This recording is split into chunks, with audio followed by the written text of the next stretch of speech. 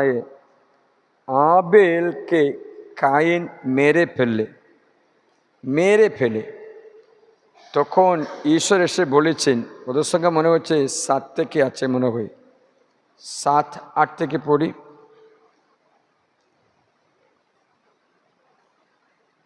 পেয়েছ আদি পুস্তকে? তাহলে আমি শোনাবো।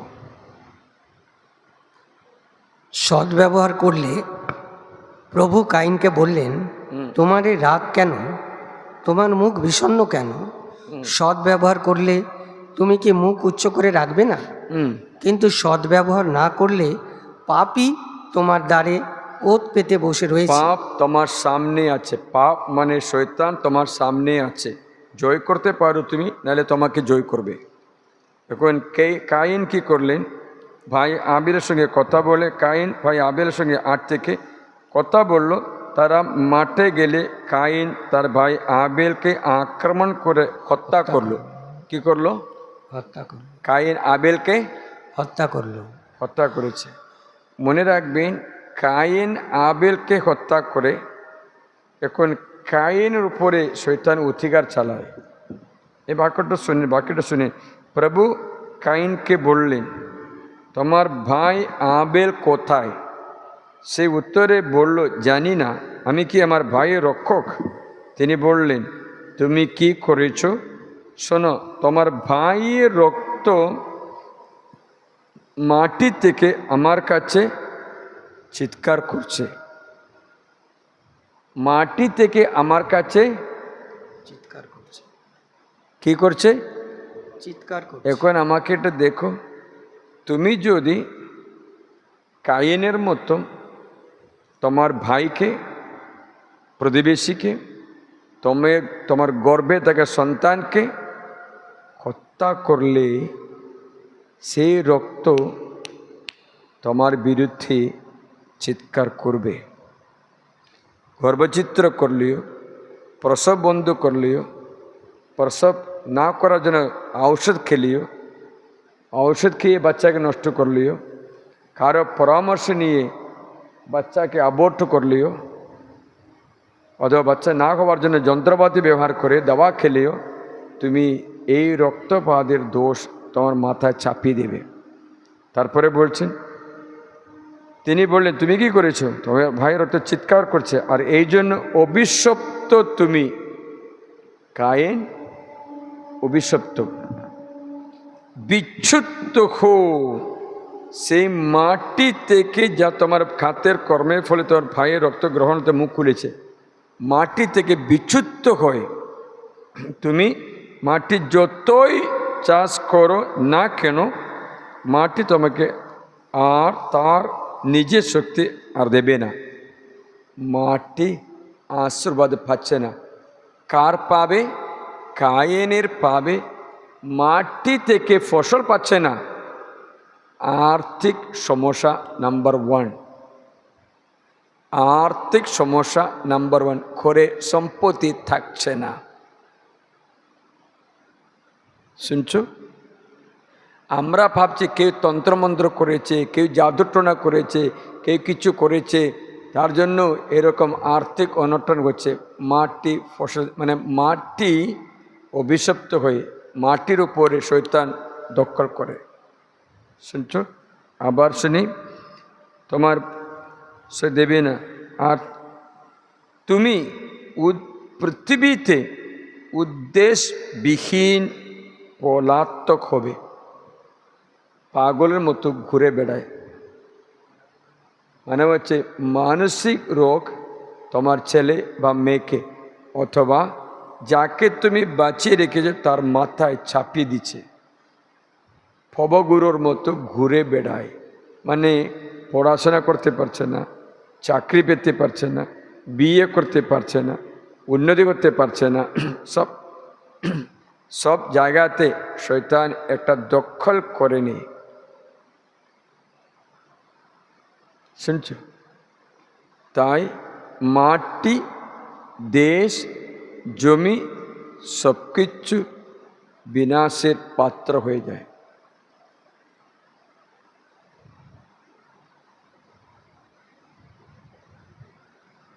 অনেক ব্যক্তিদের পরিবারে এই দাগ থাকবে। শুনছ, শয়তান জমি দখল করে, গ্রাম দখল করে, বংশ দখল করে, ব্যক্তিকে দখল করে, অপঘাত স্থাপন করবে। এটা আমারই বলবে। বুঝতে পারছো? এই দখল থেকে শুধু যীশুখ্রিস্ট মাত্র মুক্তি দিতে পারে। প্রকৃত অনুতাপ, প্রভুর কাছে ক্ষমা যাচনা করে, মীমাংসা করে, প্রভু বলে তোমার দ্বারা আমাকে পরিত্রাণ করো এই পাপ থেকে, তখন তুমি যীশুখ্রিস্টের দ্বারা এই পাপের মুক্তি লাভ করবে। তখন থেকে তোমার আশীর্বাদ করবে। কিন্তু পাপ তোমার সামনে থাকবে, অপেক্ষা করবে নেক্সট টাইম, আগামীবার তুমি পাপ করবে কিনা তার জন্য। আরে তোমার ছেলে মেয়েদের কাছে থাকবে, তারা যদি পাপ করে কিনা। তাই সাবধান থাকবে। এই শয়তানে এই কর্মগুলো আছে। যীশুখ্রিস্ট বলেছেন, এখন তুমি এটা শুনবে। যীশু বলেন, মানবপুত্র এসেছে শয়তানের সমস্ত কর্ম বিনাশ করার জন্য। মানে বলছে যীশুখ্রিস্ট এসেছেন শয়তানের এই দখল বাতিল করার জন্য। তাই যীশুখ্রিস্টে বিশ্বাস করে, পশ্চাত্তাপ করা, অনুতাপ করা ব্যক্তি এই দখল থেকে মুক্তি লাভ করবে। আমি আবার তোমাদের জানাচ্ছি, জেরেমিয়া গ্রন্থে যখন জেরেমিয়াকে ওরা গ্রেফতার করে মেরে ফেলতে চেয়েছিল, তখন জেরেমিয়া বললেন, যদি তুমি আমাকে মেরে ফেলো তবে তোমরা ঈশ্বরের বিরুদ্ধে নিষ্কলঙ্ক রক্ত ঝরালে মনে রাখো তুমি তোমাদের উপরে, দেশের উপরে, বংশের উপরে অভিশাপ ডেকে আনবে।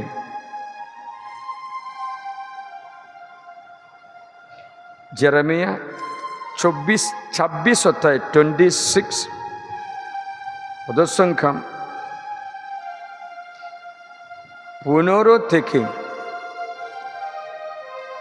তারা জেরেমিয়াকে ধরে মেরে ফেলতে চেয়েছিল। তখন জেরেমিয়া বলেছে, যদি আমাকে মেরে ফেলো তবে কি হবে? মেরে ফেলতে তোমাদের অধিকার থাকবে, মেরে ফেলতে পারো, কিন্তু মেরে ফেললে কি হবে তা জেরেমিয়া বলে দিচ্ছে। প্রভু, একথা নিশ্চিত হয়ে জেনে রাখো যে, একথা নিশ্চিত হয়ে জেনে রাখো যে, যদি আমাকে বধ করো, যদি আমাকে বধ করো, তোমরা তোমাদের নিজেদের উপরে, দেখো তোমরা নিজেদের উপরে, এই নগরীর উপরে, এই নগরীর উপরে ও তার অধিবাসীদের উপরে, অধিবাসীর উপরে নির্দোষী রক্তপাতের অপরাধ ডেকে আনবে। কি কি? নির্দোষীর অপরাধের রক্তপাতের অপরাধ ডেকে আনবে। কার উপরে? নিজেদের উপরে, নগরীর উপরে এবং আর অধিবাসীদের উপরে। কার উপরে? কার উপরে হচ্ছে?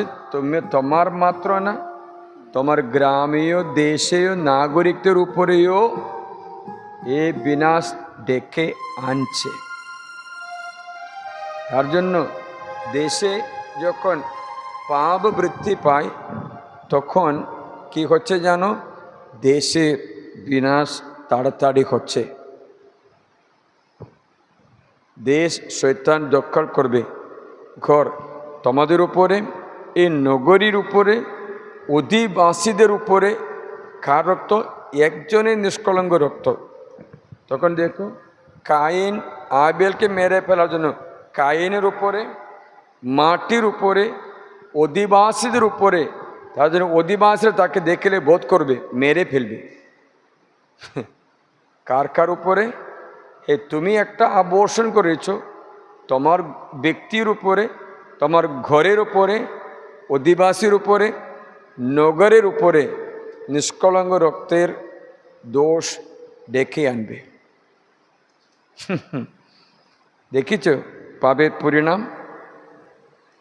অনেক ব্যক্তিরা কথাগুলো জানে না, জানতে চায় না। এরা ভাবছে না আমরা এখন বাচ্চা নেব না। তাহলে কেন এখন বিয়ে করেছে? বিয়ে করেছে বুকিং করে দেওয়ার জন্য।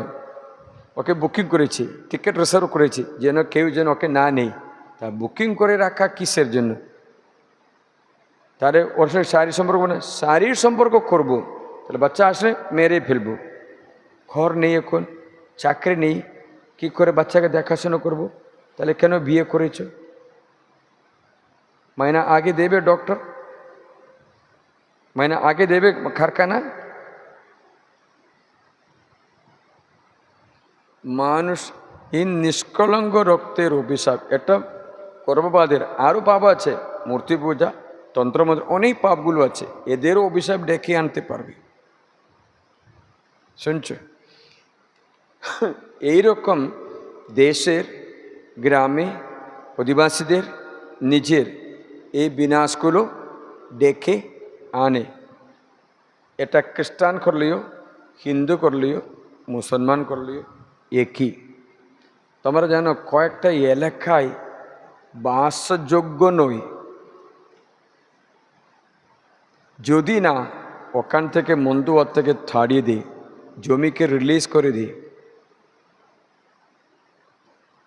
জমিকে রিলিজ করে না দিলে, এখানে সিস্টার জুলি জানেন, এখানে একটা মেরি নামে একটা মেয়ে নাইট ভিজিল করতে আসতো কলকাতা থেকে, মানে জমি বিক্রি করার জন্য। ওই এসএমআই সিস্টার ছিল, তারপরে ছেড়ে দিয়ে বিয়ে করলো। জানে, চিনেন তো? ওর নামটা মেরি, চিনে না? রানাঘাটে কোথা থেকে চলে গেল, হ্যাঁ চিনেন তো?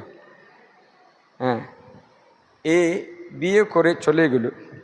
কলকাতায় একটা দুতলা বাড়ি বানিয়েছে, মোটামুটি 80 লাখ 60 লাখ আরামসে পাবে, কিন্তু কেউ জমি কিনে না। এখানে 2 বছর নাইট ভিজিল করতে আসলো, 2 বছর নাইট ভিজিল করে করে করে ক্লান্ত হয়েছে। জমি মাত্র বিক্রি হচ্ছে না। 10 লাখ দেবে বলেছে, তারপরে না নেবে বলেছে 5 লাখ দেবে বলছে। দুতলা বাড়ি, এক একটা ফ্ল্যাটের মতো, এক ফ্ল্যাটে 4 কামরা, কিচেন, সিট আউট, সব কিছু আলাদা আলাদা, এন্ট্রেন্স, গেট, সব কিছু। বুঝতে পারছিলে? এক এক ঘরের জন্য বিল্ডিং করার জন্য কমসে কম 50 লাখ বেশি হবে। তো সিটি,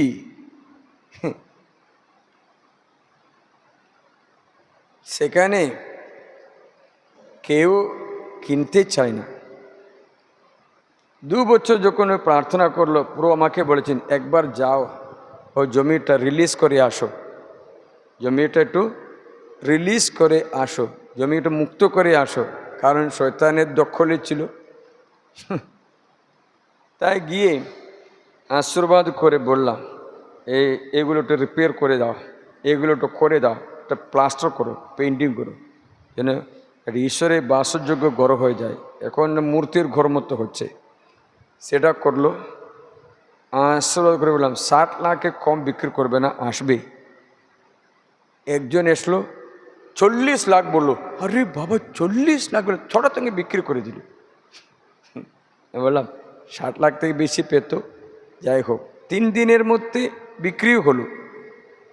রিলিজ করে জমির উপরে শয়তান দখল করবে। আমাদের রানাঘাটে জিসাস অ্যান্ড মেরি কনভেন্টে, তোমরা জানবে, সিস্টার অ্যান্ড্রোনেট সেকেন্ড ছিল, তার বোন সিস্টার লোরিসন গোয়াতে একটা জমি কিনল, সেখানে ঘর করার জন্য। ও বিদেশে কাজ করে পয়সা নিয়ে ঘর করব বলে নিয়ে আসে। প্ল্যানিং করে গেল মিউনিসিপ্যালিটিতে পারমিশনের জন্য, তখন জানা গেছে সেই জমি গভর্নমেন্ট নোটিফিকেশন করেছে, কোঙ্কণ রেলওয়ের জন্য জমিটা গভর্নমেন্ট নোটিফাই করেছে, আর কোনো বিল্ডিং করতে পারবে না। কোঙ্কণ রেলওয়ে পাশে যে জমি, এই জায়গায় এই জমিগুলো কোঙ্কণ রেলওয়ে নোটিফাই করেছে, আর এখানে কোনো কিনা বেচাও নেই, কোনো বিল্ডিংও নেই। সিস্টাররা কান্নাকাটি করে, তো পয়সা করে কিনেছি, এখন কিচ্ছু করতে পারে না। একবার আমরা গেলাম, গিয়ে অফিসে গিয়ে একটু অফিসের সঙ্গে কথা বললাম, তো সিটি মাপ বের করে আমাকে দেখালেন, ফাদার আপনি এখানে আসলে হবে না, গভর্নমেন্টে ডিনোটিফাই না করলে এই জমিতে আপনি কিচ্ছু করতে পারবে না। শুনছ, সেরকম কোনো রাস্তা নেই। স্যার কালকে আরেকবার আসবো। ফাদার কেন? আপনি দেখেছেন আপনার দলিল নম্বর, এই নাম্বার দেখে না? দেখেছি, কালকে আরেকবার আসবো। সেই জমিতে গিয়ে চোখের জলে প্রার্থনা করলো, এই মেয়ের জমি যেন নষ্ট না হয়, সেখানে যেন বিল্ডিং করতে পারে। করুণার প্রার্থনা করে জমি বন্ধন থেকে মুক্ত হোক বলে পরদিন একই অফিসে, মিউনিসিপ্যালিটি অফিসে একই অফিস সামনে গেলাম, স্যার একবার ওই দলিলটা, ওই মাপটা বের করে, সিটি মাপটা বের করে দিন, আমার এই দাগ নম্বরে জমি এখন দেখো। তারা দেখলো এই জমি মাত্র নোটিফিকেশনে বাইরে আছে।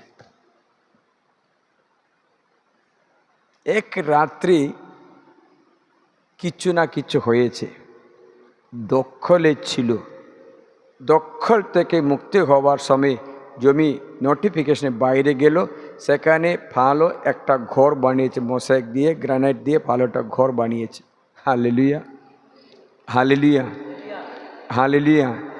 মানে হচ্ছে জমিও, ব্যক্তিকেও, নগরকেও, গ্রামকেও, অধিবাসীদেরও শয়তান দখল করবে, একটা পাপ যথেষ্ট হবে। তাহলে তুমি দেখো তোমার গ্রামে কতজন কত কোটি পাপ করে। এই জেলালকৃতীয় মানুষ কত পাপ করে, কত মূর্তি পূজা করে, কত তন্ত্র, কত বাচ্চাকে মেরে ফেলা হচ্ছে, কত আত্মহত্যা করে, নরহত্যা হয়। এই পাপের কোনো ফসল নেই। জমি শয়তান দখল করবে, নগরবাসীদের উপরে এই দণ্ড আসবে, অথবা সিটির উপরে, নগরের উপরে, অধিবাসীর উপরে, নিজের উপরে এই অপরাধের দণ্ড হবে। শুনছো না শুনছো? সেই এই শয়তানের দখল ভেঙে দিতে খ্রিস্ট যিশু মাত্র পারবে। তোমরা এখন চিন্তা করছো, তাহলে ফাদার আপনি আমার জমিতে এসে আশীর্বাদ করে দিন, তাহলে কারো মনে একটা চিন্তা আসছে, আপনি আশীর্বাদ করি আমার জমিটা, আমার ঘরটা, এটা আশীর্বাদ করে দিন। তাহলে এই জগতে সকল ঘরে যেতে যেতে থাকবো? এদের উপায় আছে। বাইবেল বলছে খ্রিস্ট যিশু এসেছে শয়তানের কর্ম বিনাশ করার জন্য, ঈশ্বরের পুত্র আবির্ভূত হয়েছে। তাই প্রথম যখন 3:8 পথে, প্রথম যখন অধ্যায় 3:8 শয়তানের সমস্ত কর্ম বিনাশ করার জন্য ঈশ্বরের পুত্র আবির্ভূত হয়েছেন। তাহলে তুমি কি করতে হবে? শয়তানের বিনাশ করতে যীশু খ্রিস্টকে ডাকবে। যে পাপ করে, যে পাপ করে সে দিয়াবল থেকে উদ্গত, দিয়াবল থেকে উদ্গত, কারণ আদি থেকেই দিয়াবল পাপ করে এসেছে। আদি থেকে দিয়াবল পাপ করে এসেছে। দিয়াবলের কর্ম বিনাশ করার জন্য, কর্ম বিনাশ করার জন্য ঈশ্বরের পুত্র আবির্ভূত হয়েছিলেন। যীশু খ্রিস্ট আবির্ভূত হয়েছিলেন। বাকি পড়ি, যে কেউ ঈশ্বর থেকে সঞ্জাত, যে কেউ ঈশ্বর থেকে জন্ম নিয়েছে, মানে হচ্ছে তুমি বপ্তিস্ম নিয়েছো, তুমি মন পরিবর্তন করেছো, অনুধাব করেছো, তাহলে তুমি যিশুতে জন্ম পেয়েছো, সে পাপ করে না, আর পাপ করতে হবে না। তবে এই দখল কেড়ে নেবে, এই দখল খাটতে পারে, কারণ তার বীজ তার অন্তরে থাকে। ঈশ্বরের বীজ, এটা কি আছে রে? ঈশ্বরের বীজ তার অন্তরে আছে বলে। ঈশ্বরের বীজটা কি? বাণী। হ্যাঁ, হ্যাঁ, ঈশ্বরের বীজটা কি? আমরা অনেক বীজগুলো জানি, লিচু গাছের বীজ আছে, আম গাছের বীজ আছে, সরি, ঈশ্বরের বীজটা কি? কোথায় লেখা আছে? মুখে বাণী বাণী বললে হবে না। লোক করে তো মঙ্গল সমাচারে অধ্যায় 8-11 পদ। লোক 8-11 পদ। হ্যাঁ, 8-11। 11 পদ। তাহলে পড়ি। উপমাটার অর্থ হলো এই, সেই বীজ হলো ঈশ্বরের বাণী। বীজ হলো ঈশ্বরের বাণী। তাহলে যার অন্তরে ঈশ্বরের বীজ থাকে, মানে ঈশ্বরের বাণী রক্ষা করে, তারপরে পাপ করার শক্তি তার নেই, পাপ করার শক্তি তার আর থাকবে না, কারণ সে ঈশ্বর থেকে সঞ্জাত। হ্যাঁ, এখন যিশু বলছেন, যিশুর আশাটা এই যে শয়তানের কর্ম বিনাশ করার জন্য ঈশ্বরের পুত্র আবির্ভূত, যে কেউ ঈশ্বর থেকে সঞ্জাত সে পাপ করে না। আবার যিশু বলেছেন, এর জন্য যিশু জন্ম হয়েছে শয়তানের দখলে থাকা সকল মানুষকে মুক্তি দিতে। শিষ্যচরিত অধ্যায় 10:38 লেখা আছে, অধ্যায় 10:38, জামাই করবে না, অধ্যায় 10:38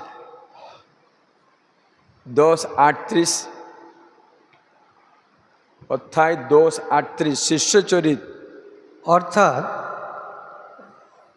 Acts of the Apostles chapter 10:38, শিষ্যচরিত 10 অধ্যায় 38 পদ। অর্থাৎ কেমন করে ঈশ্বর নাজারেতে সেই যিশুকে পবিত্র আত্মায় ও পরাক্রমে অভিষিক্ত করেছেন, তিনি মানুষের মঙ্গল সাধন করতে করতে ঘুরে বেড়ায় এবং দিয়াবলের শক্তির অধীনে শয়তানের শক্তির অধীনে থাকা যত মানুষকে জমিকে জায়গাকে সুস্থ করে তুলছিলেন, মুক্ত করে সুস্থ করে। শুনছো? তাহলে নাসরতে যীশুখ্রিস্ট খেয়ে মনুষ্যরূপে অবতার করে ব্যক্তির প্রথম কাজ শয়তানকে তাড়িয়ে দেওয়া, তার দখলে ব্যক্তিকে মুক্তি দেওয়া। যদি তোমার বাবা, তোমার মা, তোমার ভাই শয়তানের দখলে আছে, এই বাণী বলে মুক্ত করো, তবে তাদের আর্থিক সমস্যা জীবনে হবে না। শুনছো? শয়তানের দখল থেকে মুক্ত করে দাও, তখন তোমার অর্থের উপর হাত রাখবে না। এই বজনের শক্তিতে আমার অর্থ, ঘর, স্বামী, ভাই, স্ত্রী, ভাই, শাশুড়ি, শ্বশুর যারা আছে ওদের মধ্যে দূর হো। তার জন্য আমি এটা প্রার্থনা লিখিয়েছিলাম। প্রার্থনা যায় সুব্রত, ওই প্রার্থনাটা দিই, যে একটা প্রার্থনা তুমি আজকে প্রিন্টিং করলে, তোমার হাতে আছে এখন। এই প্রার্থনা এর জন্য বানালাম, যে কোনো ব্যক্তি অন্তরে কোনো দুষ্ট আত্মার দখল থাকলে,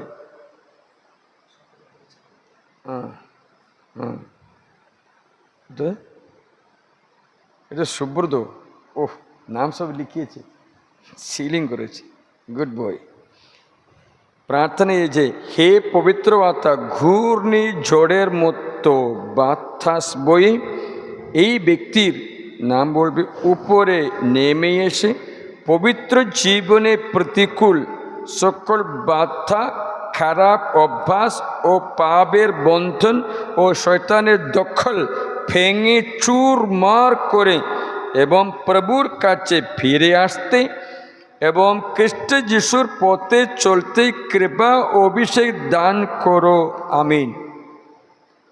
ছোট প্রার্থনা। ঘূর্ণি জোরের মধ্যে যে সব ফাঁসি দাও, এ ব্যক্তির খারাপ অভ্যাস, শয়তানের দখল চুর মার করে দাও, হবে।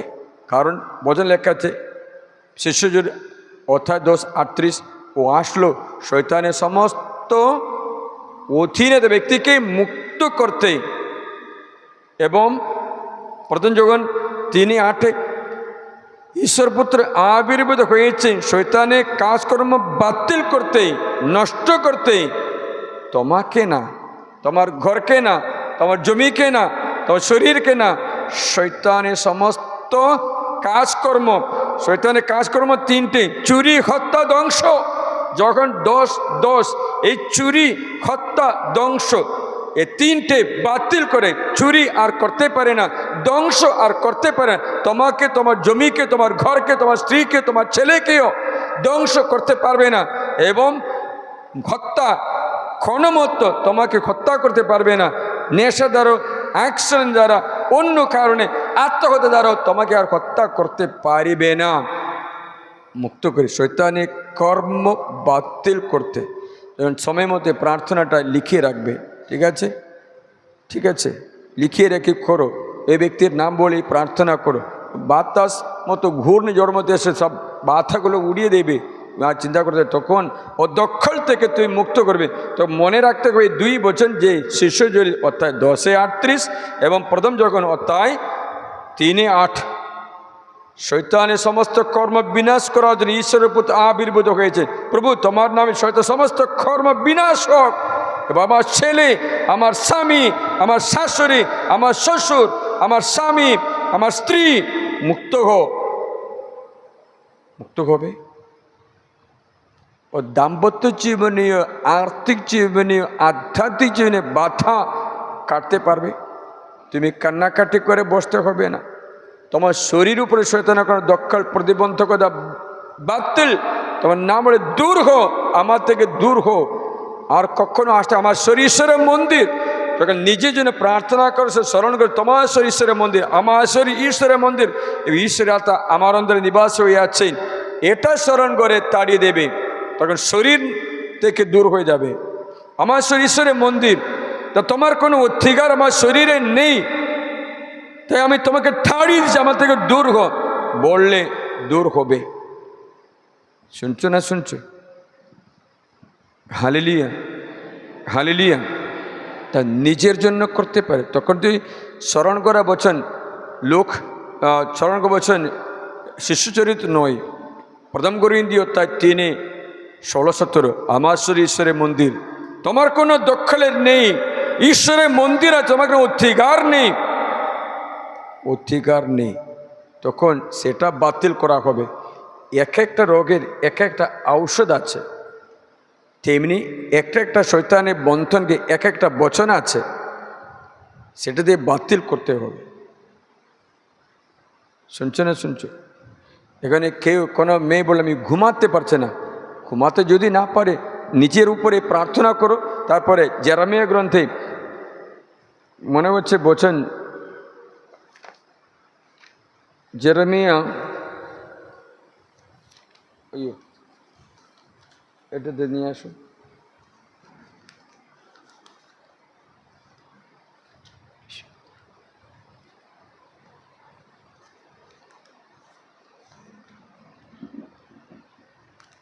লিখিয়ে দিয়ে ফেরত দেবে। যদি ঘুম আসছে না এই বচনটা পড়ো, জেরেমিয়া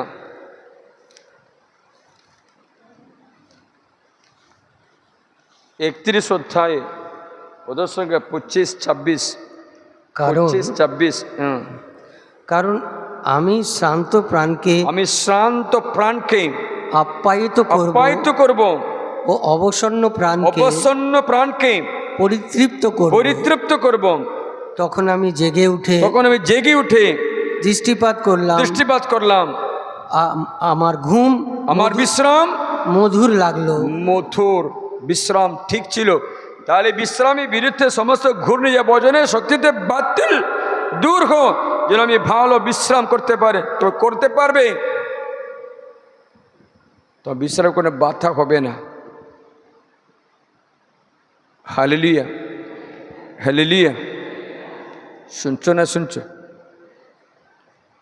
যাই হোক, এখন তোমার শারীরিক আন্তরিক অসুস্থতা তুলে বহন করতে প্রার্থনা করি, যিশুতে তুমি সুস্থ হো।